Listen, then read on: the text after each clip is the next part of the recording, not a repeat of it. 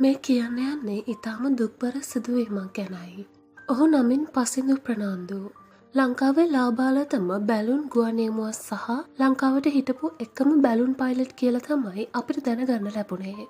පිළිකා මායත් සමග සටන් කළ ඔහු මේ වෙද්දී මේ ලෝකෙන් සදහටම යන්නම ගිහින්. ඉතින් ඔහුගේ මේ නික්ම යාම මුළු රටටම මහත් පාඩුවකි. ඒ සිදු වූ ගුවන් අනතුරින් මොහු මියගිය බවට බොහෝ දෙනෙකු සමාජ මාධ්‍ය තුළ පෝස්ට් දමා තිබුණත් ඔහු ඇත්තටම මිය ගිහින් තියෙන්නේ මෙම රෝගී තත්ත්වය නිසා කියලා තමයි දැනගන්න ලැබුණේ. පසිඳුගේ මේ හදිසි වියෝව ඔහුගේ සමීපතමයින්ට තවමත් සිහිනයක් සේ වන්නට ඇති.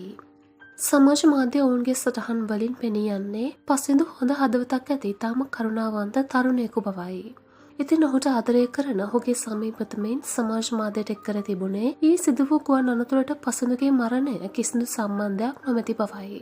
කෙසේ වුවත් රටට වටිනා සම්පතක් අහිමි වී අවසానයි. පසිඳු සොයුර ඔබට සුබ ගමන්. මේ පිළිබඳව ඔබගේ අදහස් පහතින් කමෙන්ට් කරන්න යන්නත් අමතක කරන්න එපා.